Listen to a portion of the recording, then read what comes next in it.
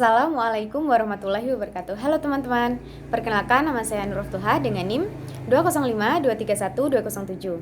Pada kesempatan kali ini saya akan menjelaskan sedikit mengenai penawaran dan permintaan uang. Uang memegang peranan penting dalam kegiatan ekonomi suatu negara, karena dalam suatu negara uang dijadikan sebagai alat tukar yang sah. Masyarakat dan produsen membutuhkan uang untuk memenuhi kebutuhan mereka, sehingga kondisi inilah yang menyebabkan permintaan uang. Sedangkan pemerintah sebagai pengatur kebijakan wajib menyediakan uang dengan melakukan penawaran uang. Menurut Sadono Sukirno, yang dimaksud dengan penawaran uang secara umum merupakan jumlah uang yang beredar dalam perekonomian pada suatu waktu tertentu. Dengan kata lain, penawaran uang ini diartikan sebagai jumlah uang yang beredar. Sadono Sukirno menyebutkan bahwa penawaran uang ini dapat diartikan secara sempit dan luas. Penawaran uang secara sempit atau narrow money merupakan jumlah uang kartal dan uang giral yang beredar pada suatu waktu tertentu. Narrow money ini biasanya dinotasikan dengan M1 sama dengan C plus D, di mana C ini merupakan uang kartal dan D merupakan uang giral. Sedangkan dalam artian luas atau broad money, penawaran uang merupakan jumlah uang kartal, uang giral, dan uang kuasi yang beredar pada suatu waktu tertentu. Uang kuasi ini merupakan uang yang tersimpan di dalam bank dalam bentuk tabungan, deposito berjangka, dan tabungan valuta asing. Broad money ini dinotasikan dengan M2 sama dengan M1 plus TD dan SD, di mana TD ini merupakan deposito berjangka dan SD merupakan tabungan. Kemudian uang dalam artian lebih luas lagi atau M3 ini mencakup semua TD dan SD, besar kecil, rupiah atau dolar yang dinotasikan dengan M3 sama dengan M1 plus QM. QM ini merupakan uang kuasi. Konsep penawaran uang besar kecilnya dipengaruhi oleh penguasa moneter, atau dengan kata lain, penawaran uang ini tidak dipengaruhi oleh tingkat suku bunga. Selanjutnya, terdapat dua macam teori mengenai penawaran uang. Yang pertama, teori penawaran uang tanpa bank. Dalam teori ini menganggap seakan-akan perbankan itu tidak ada. Walaupun perbankan itu ada, maka dianggap tidak memiliki pengaruh terhadap proses penciptaan uang. Teori ini merupakan teori yang paling sederhana yang digambarkan dari sistem standar emas, di mana emas di sini merupakan satu-satunya alat pembayaran. Karena emas merupakan satu-satunya alat pembayaran, maka naik dan turunnya uang yang beredar ini disebabkan oleh tersedianya emas di masyarakat. Jumlah emas ini dapat turun apabila emas dikirimkan ke luar negeri untuk menutup defisit neraca pembayaran atau impor. Industri-industri yang menggunakan emas dalam proses produksi ini akan menyerap emas yang ada. Sedangkan emas akan naik atau jumlah uang yang beredar akan naik apabila ada surplus neraca pembayaran atau dikarenakan produksi emas meningkat. Dalam teori ini, uang beredar benar-benar ditentukan oleh pasar, sedangkan pemerintah, bank sentral, dan perbankan tidak memiliki pengaruh terhadap besar jumlah uang yang beredar. Contohnya seperti dalam suatu perekonomian tertutup. Dalam perekonomian tertutup ini bisa dengan 2 sektor maupun 3 sektor yang menggunakan emas sebagai alat pembayarannya. Dalam hal ini, uang hanya akan bertambah apabila orang-orang tersebut memproduksi emas dan produsen hanya akan memproduksi emas apabila memberikan keuntungan atau harga emasnya di pasaran ini lebih tinggi dari biaya produksinya. Selanjutnya yang kedua mengenai teori penawaran uang modern. Dalam perekonomian modern digunakan sistem standar kertas. Alat pembayarannya ini di sini sudah digantikan dengan dari emas menjadi kertas. Dan di sini merupakan sumber terciptanya uang beredar itu merupakan bentuk dari otoritas moneter yaitu pemerintah dan bank sentral dan lembaga keuangan. Jumlah uang yang beredar di sini merupakan proses pasar karena hasil interaksi antara permintaan dan penawaran. Bukan hanya mencetak uang, lalu hal ini merupakan keputusan pemerintah saja. Jadi proses pasar di sini diserap dari jumlah uang yang beredar, berkebalikan dengan teori sebelumnya yang dimana proses pasar itu benar-benar hanya dapat dipenuhi dengan jual beli emas saja. Jadi bukan hasil dari interaksi antara penawaran dan permintaan. Misalnya seperti ketika pasar dalam kondisi keseimbangan, pemerintah akan menambah uang kepada masyarakat yang memungkinkan adanya kenaikan gaji pegawai. Pertama, tambahan uang ini akan diterima masyarakat sebagai tambahan uang tunai atau uang kartal. Hal ini dapat mengganggu keseimbangan karena masyarakat akan merasa terlalu banyak memegang uang kartal.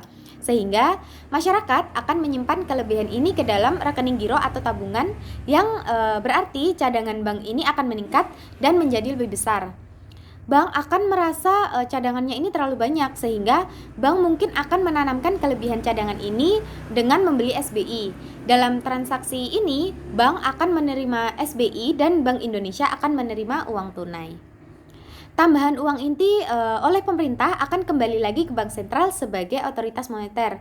Uang kartal yang dipegang oleh masyarakat ini akan tetap ada, tetapi tambahan uang giral sehingga M1 akan mengalami peningkatan atau bertambah. Selanjutnya mengenai kurva penawaran uang. Kurva penawaran uang ini pada umumnya memiliki slope positif.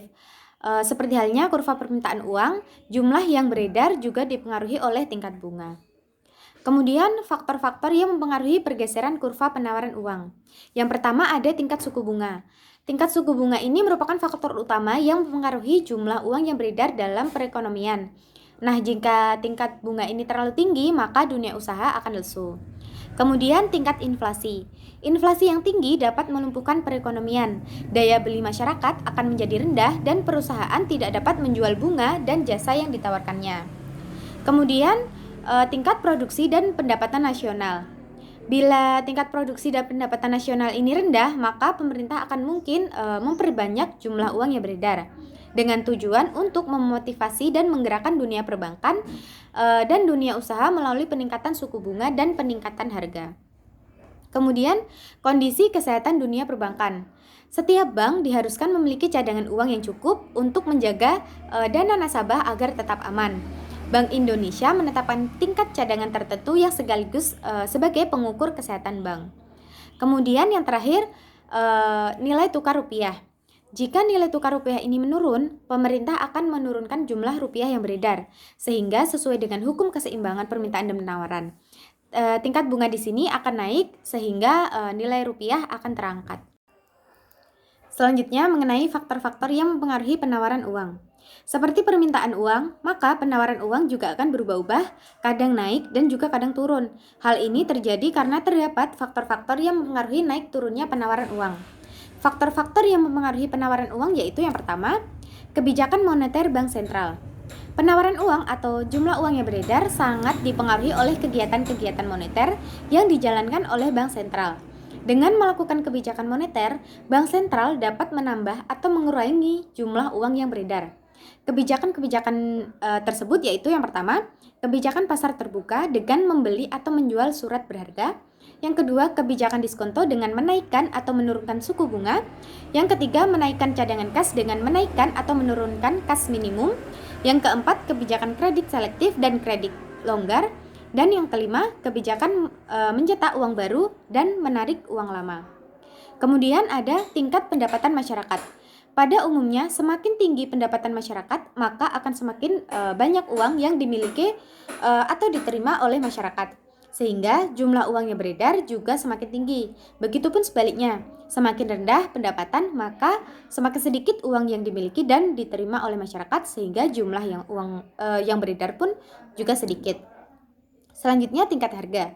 Kenaikan biaya produksi seperti disebutkan oleh naiknya harga BBM akibat pengurangan subsidi umumnya akan menyebabkan naiknya harga-harga barang dan jasa. Nah, jika harga-harga barang dan jasa ini naik, maka harus tersedia lebih banyak uang yang beredar dalam masyarakat agar bisa membayar hal tersebut. Hal ini berarti pemerintah perlu menambahkan jumlah uang yang beredar. Kemudian selera masyarakat. Jika selera masyarakat terhadap barang dan jasa ini meningkat, maka akan mendorong peningkatan permintaan.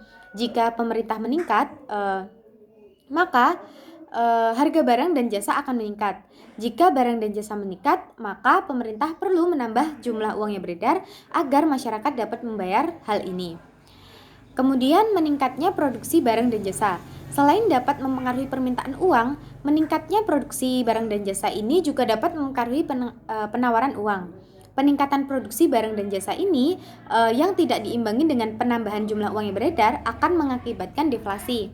Nah, agar tidak terjadi deflasi, maka pemerintah perlu menambahkan penawaran uang atau jumlah uang yang beredar. Kemudian kebijakan anggaran yang dituntut. Jika negara menjalankan kebijakan anggaran defisit, maka semakin tinggi belanja negara akan semakin tinggi pula penawaran uang. Karena bank sentral ini harus menyediakan uang lebih banyak untuk menutupi anggaran defisit. Dan salah satu caranya yaitu dengan mencetak uang baru. Dengan pencetakan uang baru, maka sudah pasti akan menambah penawaran uang atau jumlah uang yang beredar. Selanjutnya mengenai permintaan uang. Permintaan uang merupakan sejumlah uang yang ingin dipegang sebagai harta tunai. Jadi pada dasarnya permintaan uang ini memiliki arti sebagai suatu keinginan masyarakat untuk mewujudkan bagian tertentu dari pendapatannya dalam bentuk uang kas. Permintaan uang juga dapat diartikan sebagai kebutuhan masyarakat akan uang tunai. Nah, berdasarkan teori permintaan uang atau money demand, permintaan uang ini dibagi menjadi dua, yaitu yang pertama teori uang Keynes. Motivasi seseorang dalam memegang uang pada teori Keynes merupakan motif transaksi atau transaction motif, motif berjaga-jaga, dan motif spekulasi. Menurut J.M. Keynes, ada 3 motif transaksi, yaitu motif berjaga-jaga yang pertama. Masyarakat memegang uang dengan tujuan untuk mempermudah kegiatan transaksi sehari-hari. Misalnya ketika ingin membeli sayur di warung dan membayarnya pun harus dengan menggunakan uang cash, yang di sini terjadi transaksi jual beli. Kemudian yang kedua, ada motif berjaga-jaga.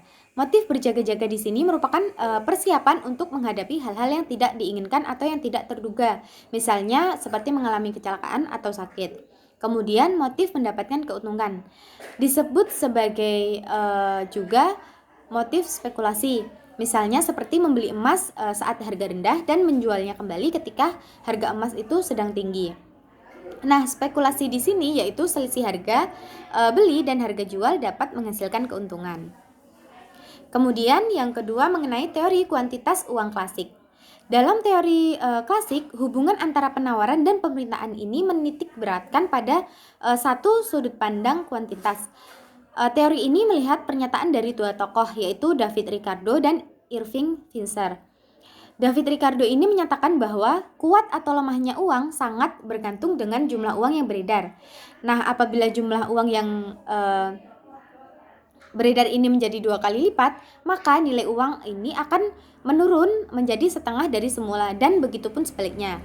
Kemudian apabila jumlah uang yang beredar ini berkurang sehingga menjadi setengah, maka nilai uang ini akan naik menjadi 2 kali lipat. Hal ini terjadi karena jika jumlah uang naik menjadi 2 kali lipat, maka otomatis uang akan menjadi setengahnya. Teori yang dikemukakan oleh David Ricardo ini disempurnakan oleh teori Irving Fisher dengan memasukkan unsur kecepatan peredaran uang, barang dan jasa sebagai faktor yang mempengaruhi nilai uang. Menurut Irving Fisher, perubahan nilai uang atau tingkat harga ini merupakan akibat dari adanya perubahan jumlah uang yang beredar. Bertambahnya jumlah uang yang beredar ini dalam masyarakat mengakibatkan nilai turunnya mata uang. Menurunnya nilai mata uang ini sama artinya dengan naiknya tingkat bunga. Nah, dari dua tokoh tersebut, teori permintaan uang dapat dinyatakan bahwa perubahan nilai uang atau tingkat harga merupakan akibat adanya perubahan jumlah uang yang beredar. Bertambahnya uang yang beredar ini akan mengakibatkan nilai mata uang menjadi turun. Nah, menurunnya nilai mata uang ini sama artinya dengan naiknya tingkat harga. Pendapat ini dapat dinyatakan dengan rumus M dikali V sama dengan P dikali T, di mana M ini money, V velocity atau kecepatan peredaran uang, sama dengan price tingkat bunga, tingkat harga, dan dikali tingkat jumlah transaksi barang atau jasa. Selanjutnya, faktor yang mempengaruhi permintaan uang. Adapun besarnya permintaan uang ini tidak datang dengan sendirinya. Terdapat beberapa faktor yang mempengaruhi naik turunnya permintaan uang. Yang pertama yaitu kekayaan masyarakat. Ketika kekayaan seseorang meningkat, maka permintaan uang ini juga ikut meningkat karena kebutuhan orang tersebut ini bertambah. Seperti bertambahnya biaya perawatan rumah mewah yang menjadi eh, biaya kebersihan naik, biaya keamanan naik, dan biaya lainnya juga naik. Hal ini memicu kenaikan terhadap jumlah permintaan. Kemudian tingkat harga. Ketika suatu harga barang naik, maka permintaan terhadap uang ini juga ikut naik karena orang tersebut membutuhkan dana yang lebih untuk membayar kenaikan atas harga barang tersebut. Misalnya ketika bulan puasa ini, ketika menjelang lebaran dan harga-harga barang sembako naik, maka pada saat seperti ini orang akan membutuhkan jumlah uang yang lebih banyak untuk membayar harga barang yang naik.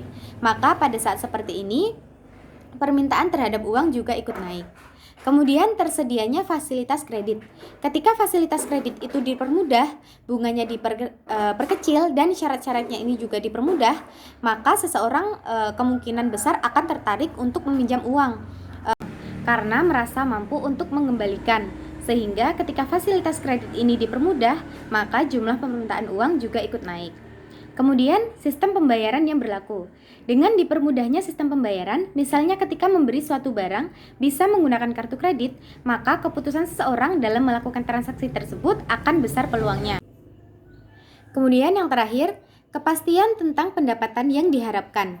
Jika seseorang memiliki pendapatan yang tidak pasti, maka orang tersebut cenderung akan mengurangi konsumsi atau bahkan menyeleksi tingkat konsumsinya atau cenderung mengurangi pengeluaran-pengeluaran yang benar-benar dibutuhkan. Tetapi ketika pendapatan seseorang ini memiliki kepastian, maka biasanya permintaan uang akan naik. Misalnya ketika seseorang ini mendapatkan kabar THR akan cair, maka permintaan uang ini akan naik karena kebutuhan akan belanja juga dinaikkan. Sehingga orang tersebut berpendapat bahwa pendapatannya akan naik dengan pasti dan di bulan untuk minggu depan itu juga akan naik.